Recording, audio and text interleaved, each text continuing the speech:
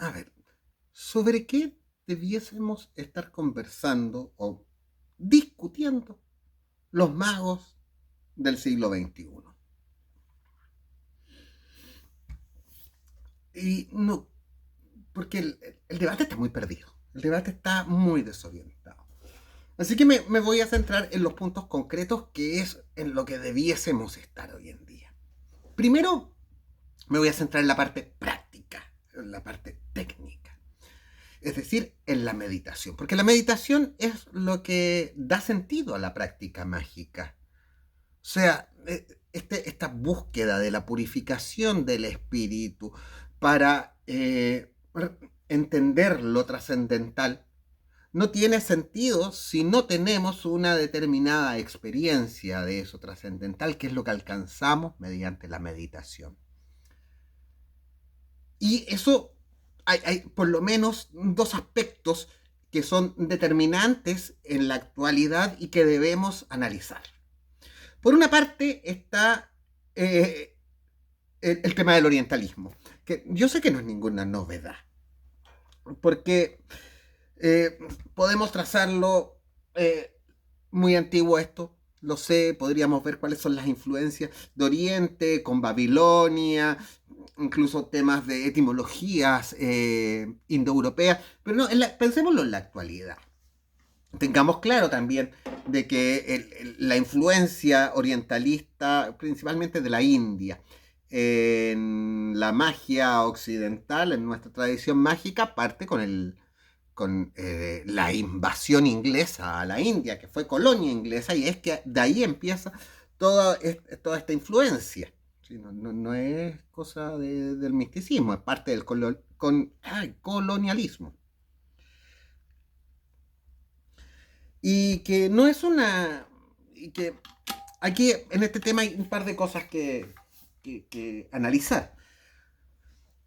Porque esta relación entre la magia occidental, que hay quien la llama hoy en día el yoga de Occidente, con el yoga de Oriente, el yoga de la India, nos ha traído una serie de debates técnicos.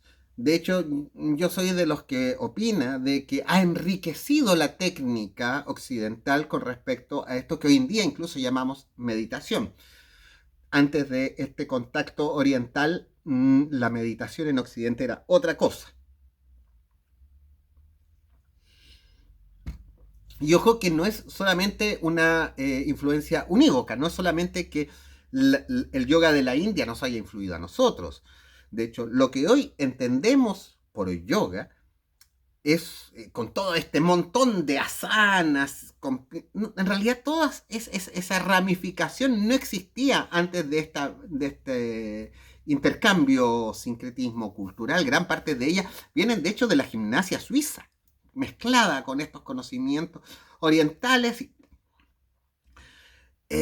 Y de hecho también aquí, si bien me voy a centrar principalmente en el yoga, que es lo que más practicado, no voy a quitar, por ejemplo, no le voy a quitar valor a todas estas doctrinas que salieron de la India, que curiosamente se conocen en Occidente después de que el comunismo chino instala la revolución cultural, o la masacre cultural, o el genocidio cultural, como se le llame, eh, que hace que un montón de practicantes de estas artes mistéricas de Oriente tengan que huir de China y llegan a Occidente trayéndonos sus conocimientos. Eso permite cuestionar nuestras prácticas occidentales de meditación y enriquecerlas con estas técnicas. Pero claro, hoy en día, especialmente con el hipismo y con la posmodernidad de la segunda mitad del siglo XX, se fue la cosa de las manos y se ha caído en cualquier cosa y cantidad de estafadores y un montón de temas. De ahí que por una parte, por ejemplo, haya quienes busquen el Raja Yoga, el yoga real o el yoga más original, que yo lo encuentro válido. Y sin embargo, a mí me pasa como practicante de Kundalini Yoga, que hay gente que, por ejemplo, me dice, no, yo viajé a la India y a Yogi Bayan es el que inventó el Kundalini Yoga. A Yogi Bayan allá nadie lo conoce. Yo siempre le pregunto, ¿a qué parte de la India fuiste? Porque la India es gigante, así como que tú creen que alguien, porque se va una semana de vacaciones o se va un mes de vacaciones a la India o se va a un templo de la India, va a conocer todo lo que es. Por favor. Pero hay mucha gente que, no, es que él fue a la India, así que él puede hablar, como él se fue a la India un mes, tiene derecho a hablar de cualquier cosa de la India. El nivel de ignorancia es, bueno.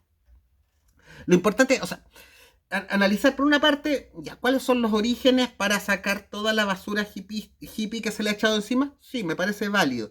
Pero yo como practicante del Kundalini Yoga me he dado cuenta de algo que me parece muy valioso de lo que hizo Yogi Bayan. Evidentemente el Kundalini Yoga no es una tradición antiquísima ni original, si es que eso existe. O sea, basta con conocer un poco de la India para darse cuenta que cualquier cosa tiene, voy a decir, cientos o miles de variantes. No hay una cosa así como pura, unívoca en la India. Esos son conceptos que nosotros nos inventamos en Occidente. La India es otro planeta. Pero lo que sí está claro es que el habitante de este lado del mundo tiene toda una conformación, incluso fisiológica y espiritual, totalmente distinta a la de allá. De hecho, podría decir que nuestras necesidades espirituales son distintas a las de la India. Por lo tanto, el yoga de la India no nos va a servir a nosotros. Y a mí, en ese contexto, es que lo que hace Yogi Bayan con el Kundalini Yoga es una adaptación de algunas prácticas de la India a las necesidades de Occidente. Y esa traducción a mí no me parece solamente buena, sino que necesaria para que nosotros que no nacimos en la India podamos vincularnos con eso. Me ha hecho muy bien además en muchos otros aspectos de mi vida. No quiero profundizarlo. A mí lo que me interesa en este video es plantear los temas. Bueno, ¿con qué quedarnos de toda esta influencia hinduista u orientalista, para incluir también lo que es Qigong, Tai Chi y otras prácticas muy importantes que yo creo que han enriquecido mucho la práctica de la magia de Occidente? ¿Con qué quedarnos de eso? Es uno de los temas que debiésemos estar debatiendo hoy en día. Y eso se relaciona con el otro tema que quiero plantear sobre estos debates técnicos. Cuando me refiero a la técnica, me refiero a la meditación, que es la parte más experiencial que tenemos en la práctica de la magia. ¿Y qué es lo que hoy tiene el nombre de ciencias contemplativas? No sabemos cuánto vaya a durar el nombre, pero es como se le ha puesto en ciertos congresos multidisciplinarios, donde encontramos a gente de las neurociencias. Las neurociencias, si bien encontramos especialidades en neurociencias, congrega a expertos de distintas áreas del conocimiento que abarcan desde la psicología, la psiquiatría, las matemáticas, y evidentemente la medicina y con su especialidad en neurología, evidentemente, pero es lo que en algún desarrollo epistemológico se denominan ciencias de encrucijada, donde se cruzan distintos ámbitos del conocimiento científico y que en sus congresos también están llamando a practicantes de disciplinas espirituales, practicantes de la meditación no solamente de Oriente, sino que también en esos congresos encontramos principalmente la moda.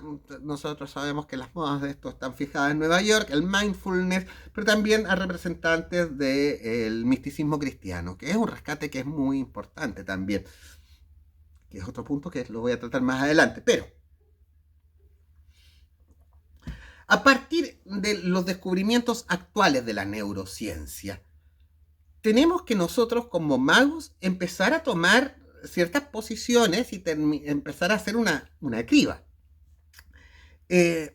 Fíjense que cuando en la década del 60, cuando se empiezan a desarrollar estas maquinarias que permiten medir y registrar la actividad cerebral, se hacen estudios los famosos estudios con monjes tibetanos para definir, para fijar un estándar de las ondas cerebrales. Okay. Pero después eso se abandonó por décadas. Fue ese estudio de el registro de los estados mentales durante la meditación se abandonó hasta la los últimos años. O sea, se abandonó por décadas y ahora en los últimos años se ha retomado. Y hay mucho interés de neurólogos importantes de aprender de lo que ocurre en la mente y el cuerpo, que eso es lo más interesante. Ya no se reduce solamente al cerebro, porque somos una integridad, mientras se medita. Y se están descubriendo muchas cosas muy interesantes de analizar y que nos llevan a cuestionarnos mucho de lo que hacemos en la magia y que también nos orienta, por ejemplo, para definir con qué quedarnos y qué no quedarnos de lo que les decía antes, de esto de la influencia orientalista. Los aportes y cuestionamientos del orientalismo y las neurociencias en la práctica de la meditación debiese ser uno de los temas centrales que tendríamos que estar discutiendo hoy en día como magos. Segundo punto, y ya me voy a salir y ahora me meto a la metafísica. Hay que hacer una limpieza. Se requiere una gran limpieza y hecha en serio. Y hay que limpiar toda la basura de las creencias. Y es que en las últimas décadas, a partir del hipismo y con la influencia de la posmodernidad y con el dogma de que toda creencia, que cualquier creencia es válida sin importar que tenga desarrollo, fundamento, pensamiento detrás, es igualmente válida, ha caído un montón de basura encima. Y, por ejemplo, especialmente para nosotros occidentales herederos, nos guste o no, de la tradición judeo-cristiana, es necesario hoy en día un rescate a este respecto. Porque todo esto que hemos hecho, me incluyo, de dejarnos llevar por estas historias hinduistas y de países que no tienen nada que ver con nosotros, no han sido más que una evasión. Son estructuras espirituales tan alejadas de nuestra realidad que nos sirven como un escapismo solamente. Yo pongo un ejemplo práctico, es un error mío, que yo lo reconozco. Cuando yo estaba metido nuevamente en esto del Kundalini Yoga, también estaba muy metido con el Sikh Dharma. Yo estaba de blanco, con turbante, con vana. Y me recitaba el Japji Sahib, el Mul Mantra, con Karsa Tenam Karta Punivaniera, Kalmura Yuni Seivon Gurpasat Yapasa, Chugasa, Shevisernane, que Josivisa. Y me estudiaba el texto con cari lo que significaba cada palabra profundo, hasta el día que me di cuenta que Guru Nanak, cuando tuvo esta revelación, cuando se ahogó en el río y sale recitando el primer libro del Sri Guru Granth Sahib, lo hace en su lengua común, lo hace en Punjabi. Para mí era todo un esfuerzo porque estaba aprendiendo la lengua, que es una lengua derivada del sánscrito, y entendiendo lo que significaba conceptual y alegóricamente cada palabra. Pero claro, para mí como extranjero, ese ejercicio, claro, me llevaba a un mundo distinto, a una lengua totalmente distinta a la mía, aunque podamos encontrar el origen indoeuropeo común entre ambas, no importa, es un tema alejado que para lo único que servía era para evadirme de mi realidad que yo vivo. En ese contexto, el rescate sobre la tradición mistérica cristiana es un debate que tenemos que tener los magos occidentales actuales. Y esto es algo que he conversado, por ejemplo, bueno, gran parte de los temas que estoy hablándoles son temas que converso con Miguel Ferrada. Pero el otro día estaba escuchando una entrevista que les recomiendo mucho escuchar, que le hizo Jason Louv a Damien Eccles en Magic Me, y discutían este mismo tema. Y ahí me di cuenta de que son los temas que se están hablando en el debate en serio de magia. No en esas cosas de la mano izquierda, ni estas pseudos tradiciones que hacen cosplay de Golden Dawn. No, la magia en serio, la magia de verdad. Así que ese debate de volver a encauzarnos a nosotros mismos, volver a entendernos dentro de nuestra configuración cultural y reestructurar los principios metafísicos en los que entendemos nuestra práctica, algo que sea coherente a nosotros, es una cosa fundamental. Eh,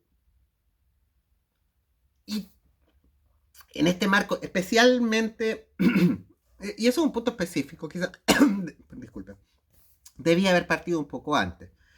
Porque yo reconozco el valor de la posmodernidad, de la magia del caos y de todo esto que pasó, que llevó hasta el pastafarianismo, a los hericianos.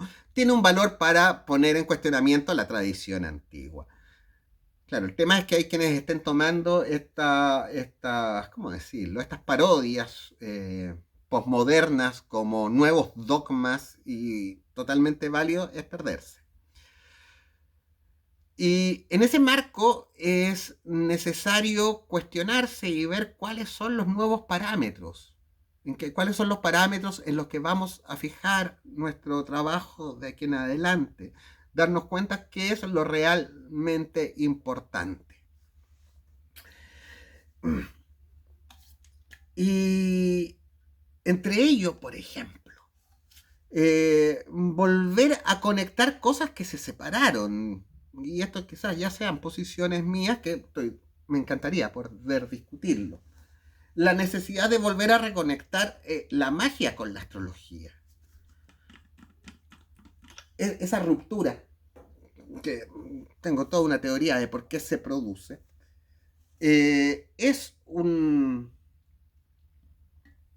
Es algo que ha hecho que la magia se pierda. Al desconectarse del pulso y del ritmo cósmico, se pudo perder en todos los caminos de la posmodernidad. Y en ese mismo sentido, para reencauzarla, se ve obligada hoy en día la magia a volver a su base. Y yo le pido a todo aquel que esté en la magia, por favor, vuelva a leerse la metafísica de Aristóteles. Sí, ok, el debate viene de antes, sí, los ideales platónicos, lo sé, y los presocráticos, sí, lo sé, pero la base de discusión es la metafísica de Aristóteles. O sea, no vamos a poder tener un debate serio a este respecto si no volvemos a la teoría de la sustancia. Voy a poner un ejemplo. Cuando me puse a cuestionar el tema de la mano izquierda, salió un personaje. Y que la mano, el sendero de la mano izquierda es esto y el sendero de la mano derecha es esto, porque parece que no lo tienen claro. Y si uno leía lo que escribía, todo lo que escribió era accidental. Eran cosas accesorias que podían o no ser parte tanto del sendero de la mano izquierda como el sendero de la mano derecha. No tocaba un solo punto que fuese sustancial y eso se demostraba en el hecho de que cada cosa que decía puede ser o puede no ser, puede ser o puede no ser. Y por eso ocurre. Por eso no entender la teoría de la sustancia que está en la metafísica de Aristóteles. Ocurre que muchos que andan hablando de metafísica terminan hablando de nada. Pura glosolalia, que me encanta que hoy la lengua castellana acepte el concepto de puro cantinfleo. Así que retomar los principios de la metafísica clásica es necesario, no digo porque sean como que sean una Biblia, porque además esos conceptos fueron planteados hace ya que más de 2000 años, dos milenios y medio atrás, pero siempre han servido como referencia. Cada época ha hecho su propia reinterpretación de los clásicos. Nosotros necesitamos la propia. Que es lo común, que siempre se ha tomado esa referencia. Lo hicieron los renacentistas, por ejemplo. Nosotros también tenemos que hacer esa relectura de los clásicos, esa reinterpretación a nuestros cuestionamientos actuales, para poder tener puntos de referencia sobre los cuales debatir sobre la magia y hacia dónde estamos llevando nuestra práctica como magos.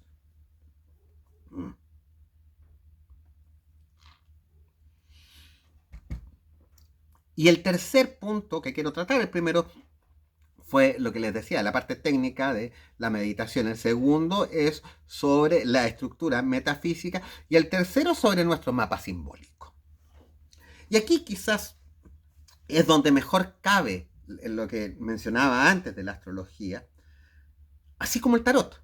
Porque yo sé que hoy en día el tarot está muy menospreciado en la magia porque se ha llevado a una cuestión de adivinación barata, oráculo de calle. No debía haber ocupado la palabra oráculo ahí, pero se lleva una cosa de cuándo va a volver mi ex y de cosas triviales para las que no fue inventado. En el fondo, las imágenes alegóricas del tarot tienen por objetivo ser un mutus liber. Ahí tenemos todos los temas de la metafísica, de la filosofía, de los que hemos estado discutiendo en nuestra tradición mágica desde principios del Renacimiento, de lo cual esa no es la línea en la que estamos, están ahí. Y yo creo que tenemos que recuperar el tarot, pero limpiándolo de todo el merchandising. O sea, hoy en día si nos vamos al tarot vamos a encontrar tarot de gatitos, tarot de... Ay, hace poco me causó mucha gracia, no, ojo que lo que voy a decir no va en contra, porque vi a alguien que vendía oráculos de Chayanne, de Felipe Abello y de otras cosas comerciales, de Juan Gabriel y todo. Me parece que es coherente con esto que les digo de la posmodernidad. Pero tenemos que, en el fondo, volver a discutir el mapa simbólico que usamos para hablar de estos temas. Volver a, que es algo que en lo que está trabajando mucho Miguel Ferrada, o sea, volver a discutir cómo interpretamos simbólica y alegóricamente los colores, las figuras y las formas. Porque con este tiempo de la posmodernidad se ha dicho cualquier cosa y al final ha decaído en un... No, es que la tierra simboliza lo verde porque me gusta. O en que no, pero si es evidente, si la tierra es verde, pero es que no están entendiendo lo que es la tierra. O sea, decirse, ¿por qué vamos a simbolizar el agua azul? ¿A qué acaso el agua es azul? Sí, yo sé que tú la pintabas de azul, pero el agua es transparente, el agua es incolora. Todos esos cuestionamientos sobre cómo nos planteamos nuestro mapa simbólico para que sea coherente con el pensamiento metafísico del siglo XX es en lo que tendríamos que estarnos concentrando los magos actualmente y no en estupideces de brujería barata como lo está haciendo la mano izquierda y otras y estas supuestas Golden Dawn que son un cosplay para, para hacer caer a Dummies. Bueno, seguiremos hablando de estos temas y me encantaría también de que me dejaran en comentarios cuáles creen ustedes que son los temas que debiésemos estar discutiendo, qué no estoy viendo yo. Porque, como ya he dicho en otros videos, uno no encuentra mucha gente que esté pensando esto en serio. Y como seguimos así, la magia se va a terminar perdiendo. Creo que ya el compuche.